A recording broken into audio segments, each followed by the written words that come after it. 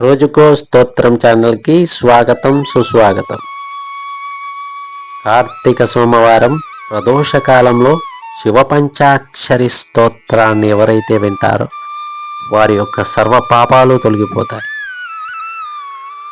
ఈరోజు ఈ వీడియోలో శివ పంచాక్షరి స్తోత్రాన్ని విందాం, పఠిద్దాం.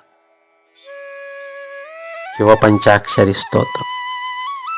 నాగేంద్రహరాయ త్రిలోచనాయ భస్మాంగరాగాయ మహేశ్వరాయ నిత్యాయ శుద్ధాయ దిగంబరాయ తస్మై నకారాయ నమః శివాయ మందాకినీ సలీల చందన చర్చితాయ నందీశ్వర ప్రమథనాథ మహేశ్వరాయ మందార ముఖ్య బహుపుష్ప సుపూజితాయ తస్మై మకారాయ నమః శివాయ శివాయ గౌరీ వదనాబ్జ బృంద సూర్యాయ దక్షత్వరనాశకాయ శ్రీనీలకంఠాయ వృషధ్వజాయ తస్మై శిఖారాయ నమః శివాయ వాసిష్ఠకుంభోద్భవ గౌతమార్య మునీంద్రదేవార్చితశేఖరాయ